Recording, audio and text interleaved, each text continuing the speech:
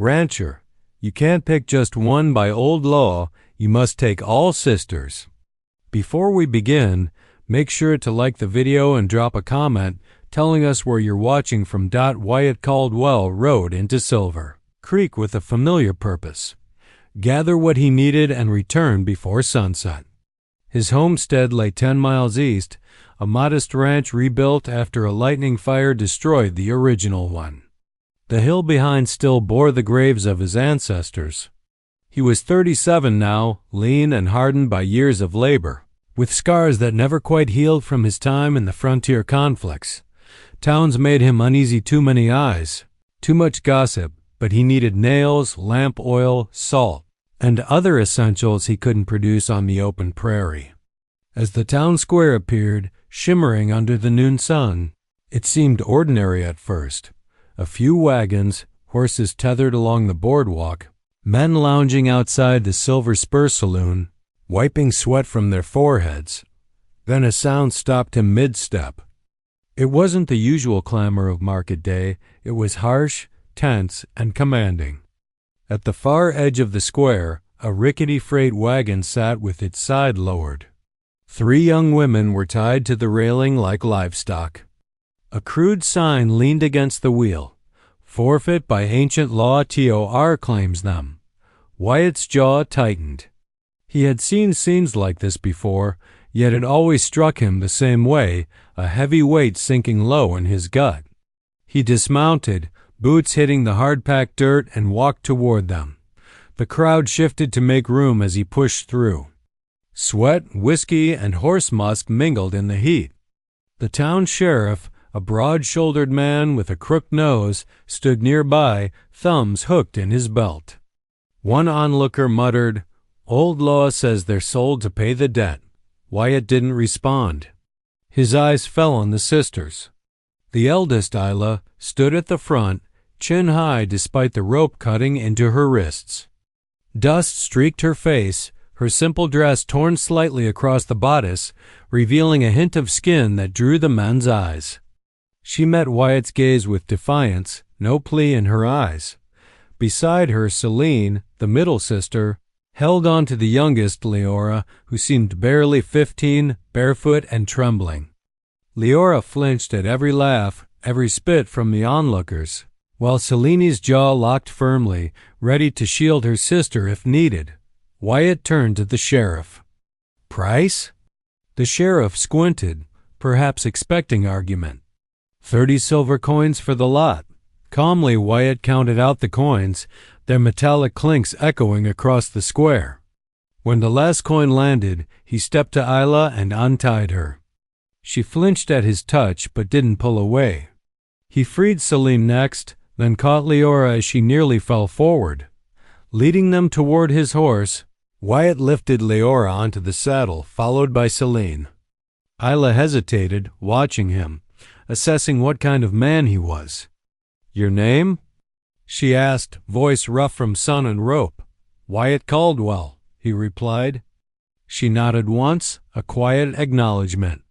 He extended his hand. After a heartbeat, she took it and mounted behind him. Together, they rode out of Silver Creek, the clatter of hooves fading behind them. The road stretched east, sun-high and unforgiving. Wyatt kept his gaze forward, thinking of the work awaiting back at the ranch and how 3 strangers would fit into it. He could feel Isla's grip on the saddle, steady but tense, Celine holding Leora close, a silent promise of protection. The journey was quiet except for the leather creaking and hoofbeats. Whatever they were now, passengers, debt paid. Strangers, they were heading to his home, and that meant they were his responsibility. The sun had begun its slow descent as Wyatt guided the sisters along the dusty prairie trail. The wind stirred loose strands of hair across their faces, carrying the scent of sagebrush and the faint tang of distant creek water. Isla sat behind Wyatt, her grip steady, though he could feel the tension in her shoulders. Celine held Leora's hand, keeping her close as the youngest swayed with each step of the mule.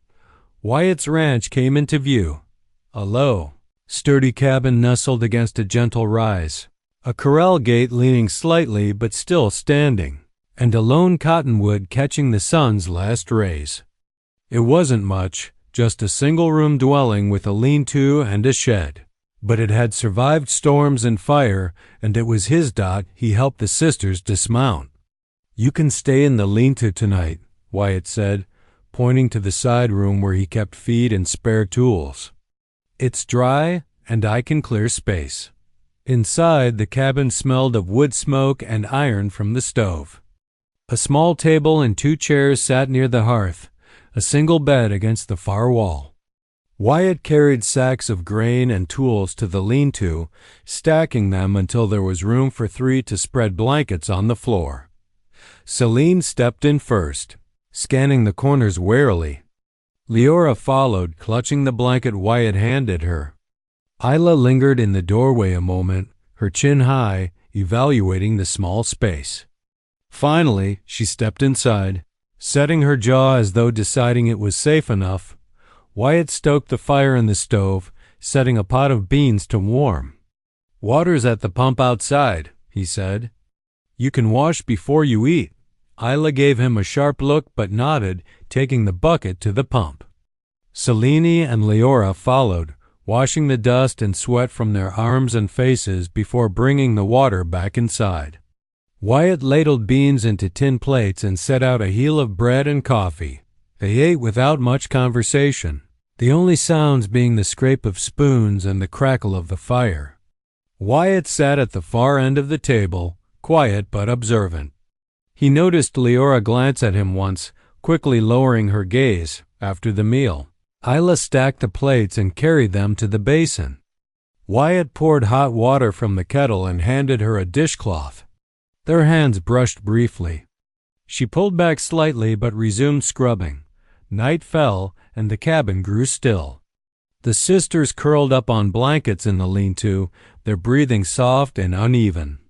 Wyatt checked the corral one last time before coming inside. "You're safe here," he said quietly. "For how long?" Isla asked, voice cautious. "As long as you want," Wyatt replied, calm and steady. She seemed to consider that, then nodded once, lying down beside her sisters.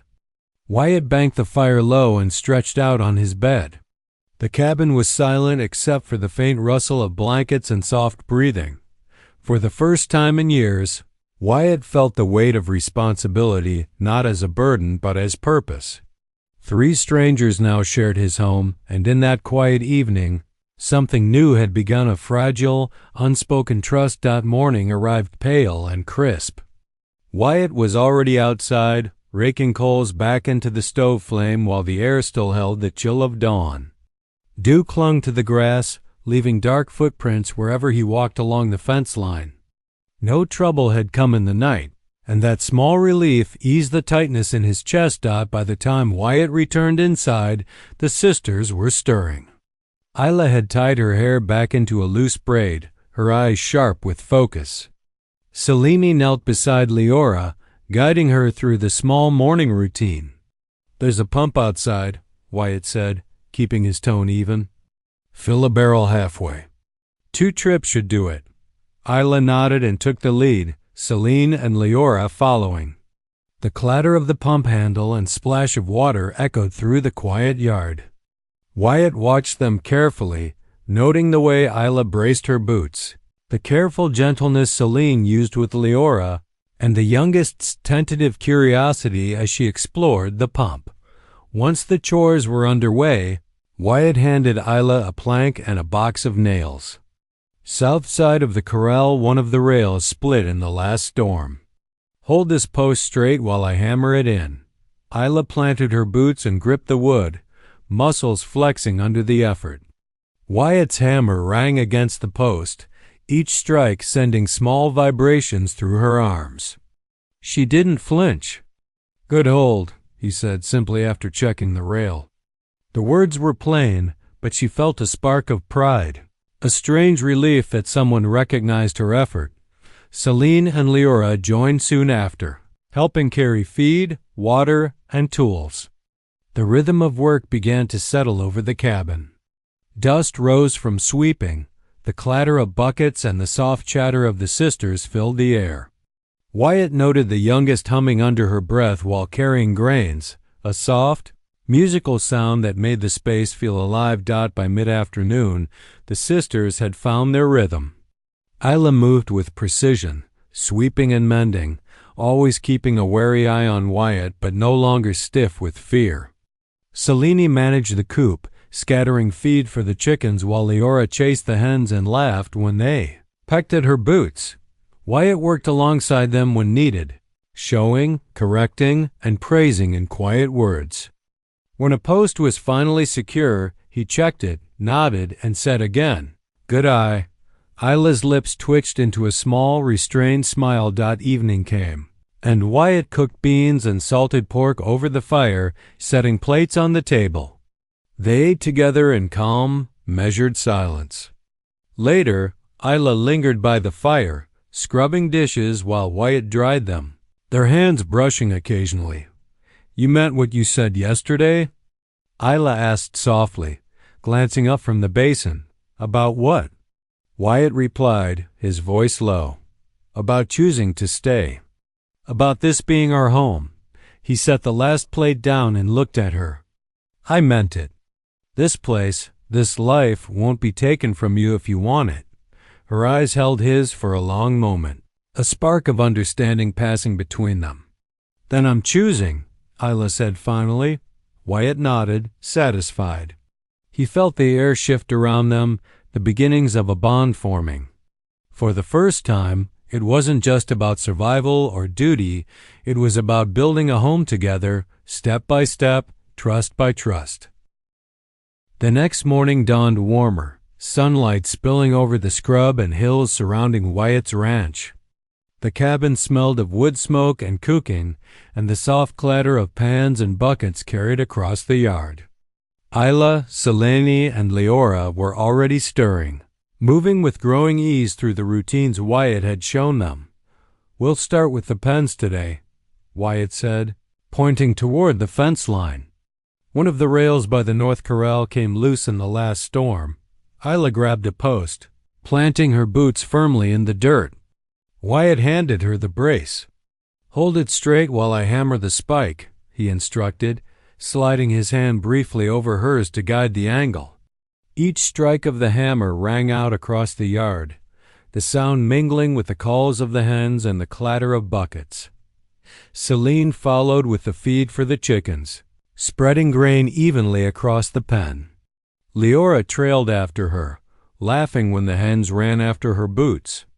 Wyatt watched quietly, noting how Isla's posture had relaxed since their first day, how Selene's movements were precise but confident, and how Leora's curiosity and energy brought life to the yard. By midday, Wyatt had the sisters working together seamlessly.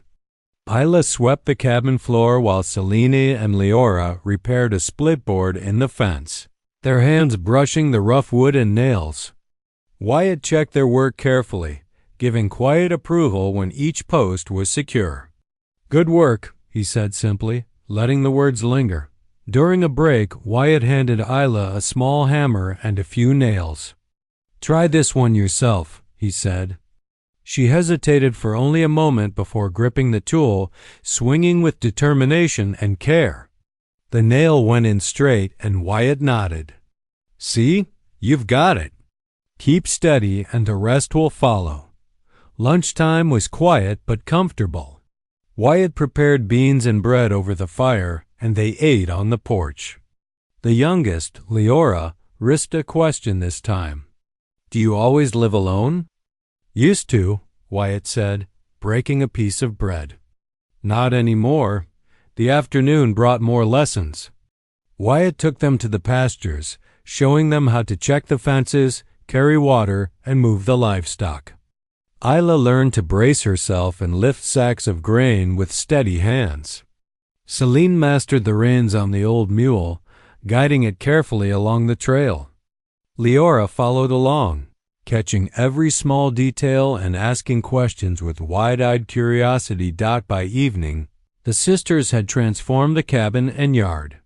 The once empty space now held signs of life: swept floors, repaired fences, and soft hums of song from Leora as she tended to the chickens. Wyatt felt a rare sense of calm settle over the ranch. The air seemed lighter, filled with laughter, effort, and the beginnings of trust as the sun dipped low. Casting long shadows across the land, Wyatt stood on the porch, watching the sisters move through the yard. Isla's hair caught the last rays of sunlight, Selene's arms flexed with each chore, and Leora's laughter carried across the corral. For the first time in years, Wyatt felt the weight of his solitude lift.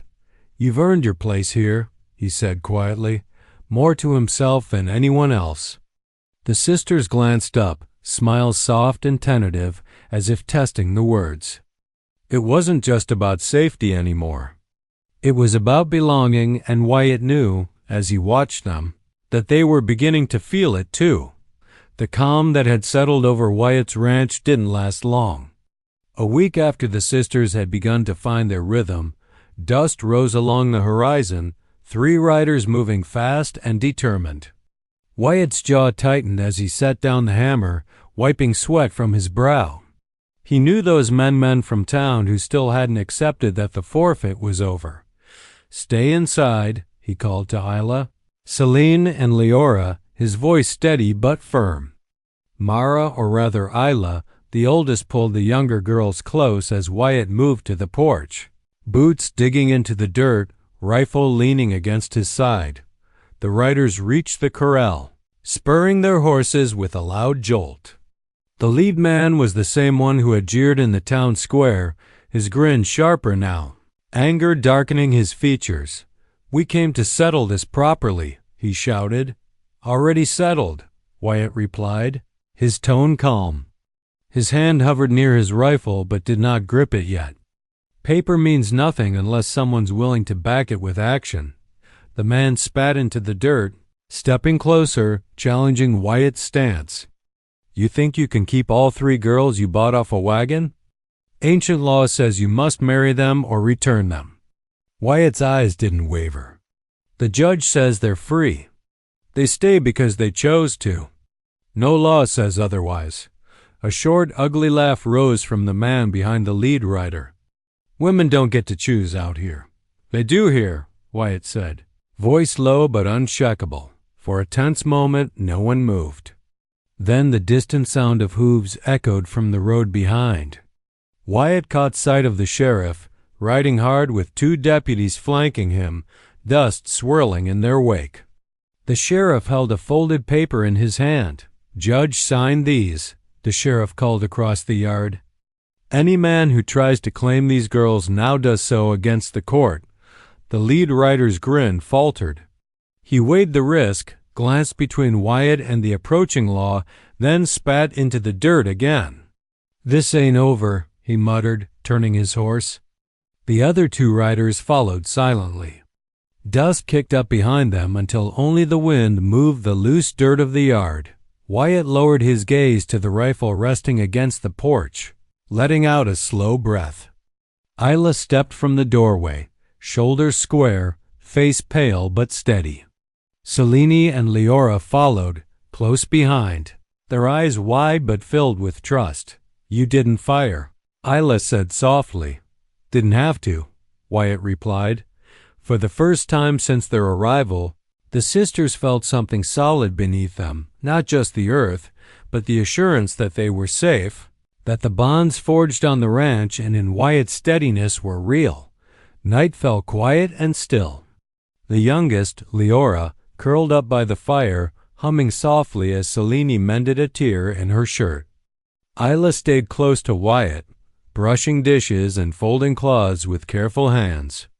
For the first time, Wyatt felt the house not just as his refuge, but as theirs, a shared stronghold against the uncertainties of the outside world. In the silence, Wyatt allowed himself a small smile. The threat had passed, but the trial had reinforced what he already knew. These 3 sisters were no longer mere passengers in his life. They were becoming part of it, earning their place through courage, trust, and the quiet strength he'd come to respect in each of them. Morning arrived pale and crisp over Wyatt's ranch. dew still clinging to the tall grasses and fence posts. The ranch was quiet, save for the soft clop of hooves as Wyatt hitched the mule to the wagon. The sisters emerged from the cabin without needing a word. Isla, oldest and steady, had tied her hair back neatly, her eyes sharp as she scanned the yard. Celine carried the water bucket, shoulders squared with purpose, and Leora followed barefoot, her small hands clutching a blanket for comfort.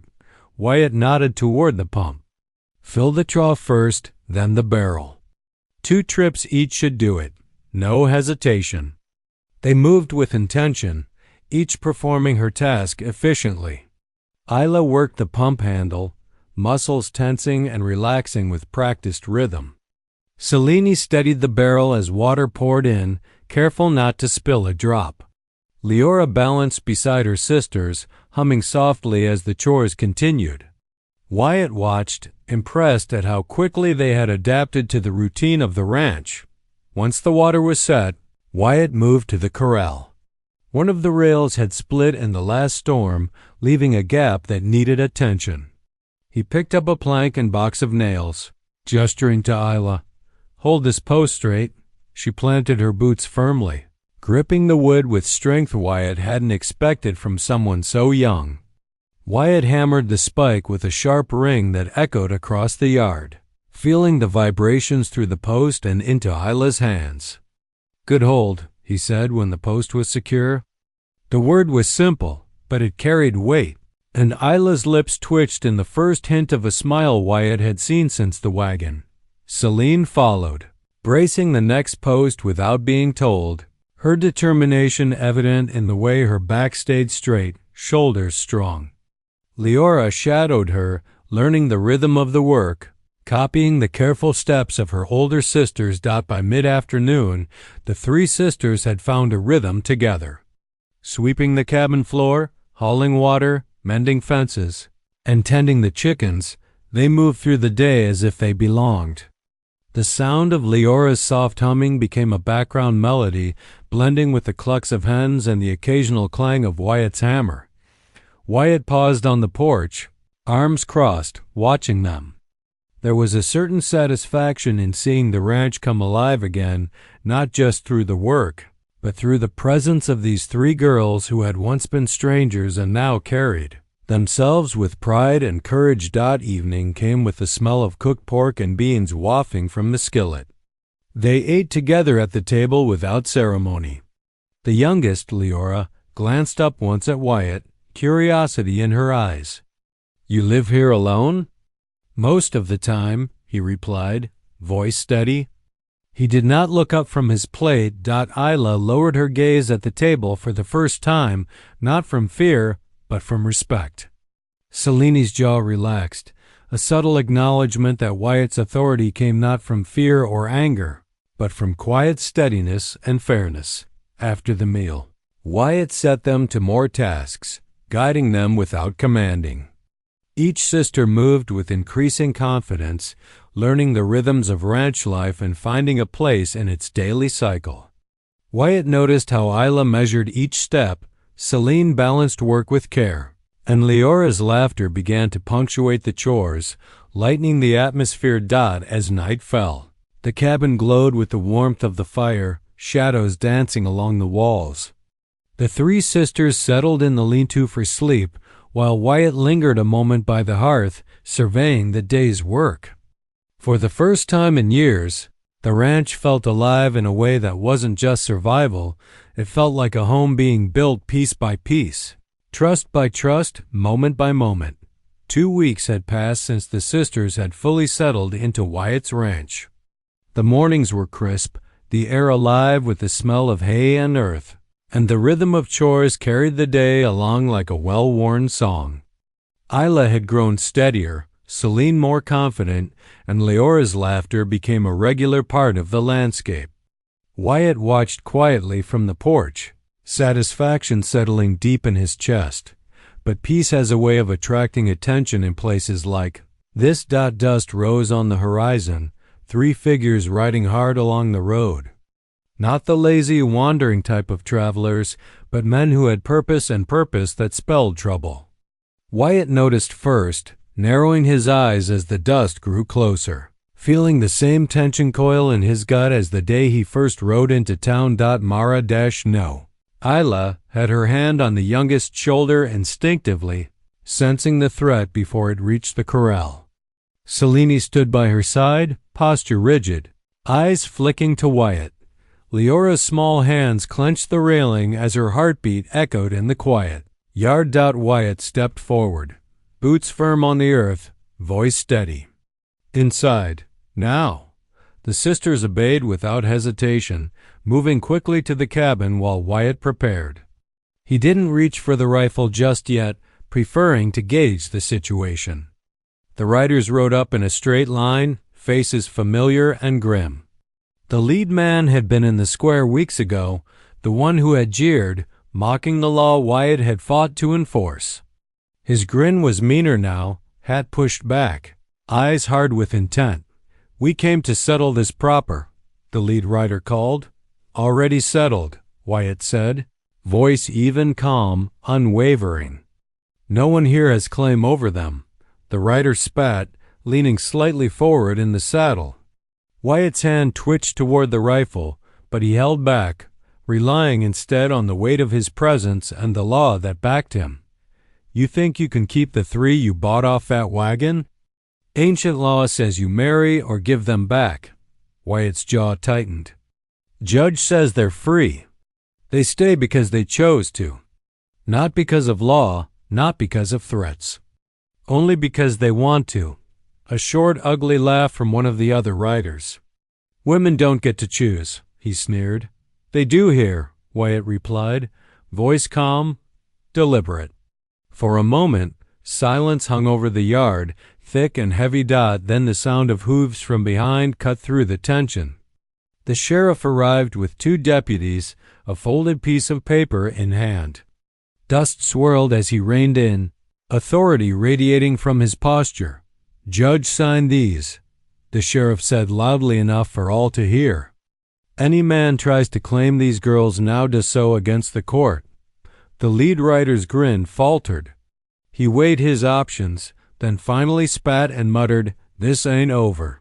"Yes, it is," Wyatt said flatly, voice carrying like steel. The man saw the conviction, the law, and the unwavering presence behind it. He jerked his reins, spinning his horse around, the others following. The sound of hooves faded, leaving only the wind moving through the grass. Wyatt exhaled slowly, finally allowing himself to relax. He looked toward the cabin where Isla, Selene, and Leora now stood, faces pale but steady. The youngest whispered, "They're gone, right?" "Gone," Wyatt confirmed. "They won't bother us again."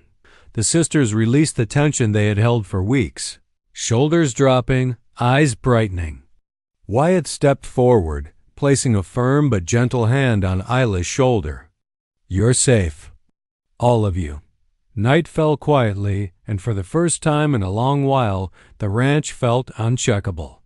Inside the cabin, the fire crackled, the shadows dancing on the walls as laughter and soft conversations filled the space. Trust had been tested and survived. Morning broke over the ranch with a pale gold light spilling across the hills. The air was crisp, carrying the scent of earth, hay, and the lingering smoke from last night's fire. Wyatt was already outside, checking the mules and moving quietly through the corral, making sure all gates were secure and the animals were fed. He had been at it long enough to know the rhythm of the day, but there was a sense of calm now he hadn't felt in years, a peace that hadn't come from solitude but from trust. The sisters emerged from the cabin, their movements fluid and natural, no longer stiff with fear or uncertainty. Isla's hair was tied back neatly, her hand steady on the railing as she surveyed the yard. Selene carried the water bucket from the trough, setting it down with confidence, while Leora, humming softly, gathered eggs from the hen coop, her small hands already accustomed to the work of the ranch. Wyatt watched them, a slow smile tugging at the corners of his mouth. They weren't just guests here. They were part of this place now. part of the rhythm of his life, of the ranch itself.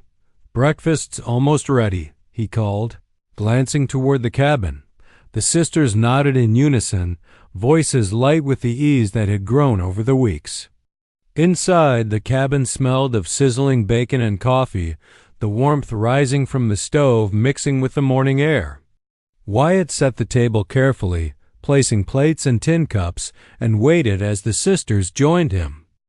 Conversation flowed in small burst questions about the animals, the land, the upcoming harvest, but there was laughter too, soft and genuine, not the forced humor of strangers in danger. After breakfast, Wyatt handed out tasks, each sister moving with purpose and precision. Isla helped mend a broken rail along the fence. Selene fed the chickens and gathered hay for the animals, while Leora collected the firewood stacked neatly near the shed. Wyatt worked alongside them, steady, quiet, offering guidance when needed but letting them find their rhythm. By midday, the sisters had earned a sense of mastery over the ranch chores. Wyatt paused for a moment, leaning on his hammer and surveying the yard. "You've done well," he said, voice calm but carrying weight. Isla glanced at him, a faint blush rising on her cheeks, and nodded once, pride in her eyes. Later, the three of them gathered on the porch while Wyatt finished tending to the horses. The sun was high, casting a golden glow over the land. For a moment, they just sat, listening to the breeze and the quiet hum of life around them. "We belong here," Isla whispered, almost to herself. Wyatt nodded, a rare softness in his eyes. "We do, and we always will." As the days passed, the ranch became more than a refuge, it became home. The sisters laughed freely, worked together seamlessly, and their bond with Wyatt grew stronger with each passing task. Each quiet conversation by the fire, each shared sunrise over the hills. Marino, Isla stood beside him, not behind him, equal in strength and spirit. Selene's calm determination became indispensable, and Leora's light-hearted energy reminded them all of the joy they had fought to reclaim. One evening, as the sun dipped behind the ridge and painted the sky in hues of crimson and gold, Wyatt and Isla stood together on the porch. His hand brushed hers lightly, fingers entwining naturally. Words were unnecessary. They had survived, they had built something lasting, and the future stretched before them, full of promise. Inside, Selene hummed a soft tune while mending clothes, and Leora stacked firewood with a grin. The cabin, the land, the ranch, they were no longer empty spaces. They were filled with laughter, trust, and the beginnings of family. Wyatt leaned back against the railing, watching the sisters move through the yard with ease. He no longer felt the weight of solitude or the burden of past losses. Everything that mattered, the protection, the trust, the quiet strength of home was here, in the small cabin and across the wide open land, and for the first time in many years, Wyatt allowed himself to feel hope. A hope built not on law, not on coins or debts, but on choice, courage, and the unspoken promise of loyalty and love. The ranch settled into quiet harmony as night fell. Stars glittered above the ridge, and inside the cabin, a warm fire reflected in the sisters' eyes. Wyatt closed his own, feeling the rhythm of life around him, steady and full. The past no longer haunted the land, nor the people who now shared it. This was their home, their future, and the dawn had finally arrived.